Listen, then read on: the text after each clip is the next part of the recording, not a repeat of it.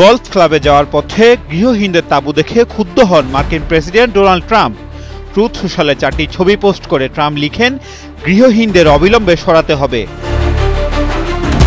ট্রাম্পের পোস্টের 4 দিন পরেই গৃহহীন ব্যক্তিদের তাঁবু থেকে সরিয়ে নেয় স্থানীয় প্রশাসন।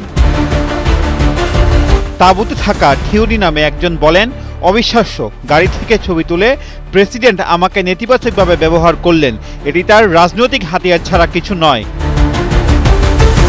এর আগে সংবাদ সম্মেলনে ট্রাম্প বলেন, সুন্দর পার্কগুলো থেকে গৃহহীনদের তাঁবু উচ্ছেদ করছি, এখানে আর বস্তি থাকতে দেওয়া হবে না। পরদিনই বুলডোজার পাঠিয়ে ওই গৃহহীন ব্যক্তিদের উচ্ছেদ করা হয়। থিওরি বলেন, 1 সপ্তাহ আগে নোটিশ দেওয়ার নিয়ম থাকলেও সেটি দেওয়া হয়নি। আমাদের দ্রুত সরে যেতে বলা হয়, নইলে সবকিছু গুড়িয়ে দেওয়ার হুমকি দেওয়া হয়। ট্রাম্পের নির্দেশেই দ্রুত পদক্ষেপ নেওয়া হয়েছে বলে জানিয়েছেন ডিসি হেলথ অ্যান্ড হিউম্যান সার্ভিসেসের ডেপুটি মেয়র ওয়েন টার্নেজ।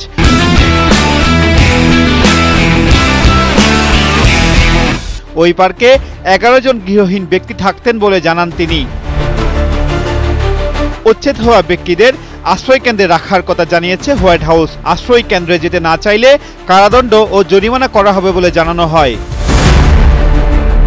তবে হোয়াইট হাউসের সিদ্ধান্তের বিরোধিতা করেছেন উচ্ছেদ হওয়া থিওরি। তিনি বলেন, জোর করে কাউকে আশ্রয় কেন্দ্রে নেওয়া যায় না, আশ্রয় কেন্দ্রগুলো অত্যন্ত খারাপ জায়গা। তিনি উচ্ছেদের পর এক ব্যক্তির সহায়তায় ভার্জিনিয়ার একটি মোটেলে অবস্থান করছেন, কিন্তু আবারও তাঁবুতে ফিরে যাওয়ার দুশ্চিন্তা তারা করছে তাকে।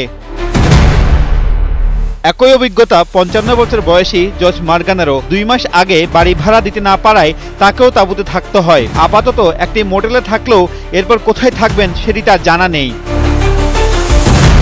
স্থানীয় প্রশাসন বলছে, ওয়াশিংটন ডিসিতে 5138 জন গৃহহীন মানুষ বসবাস করে।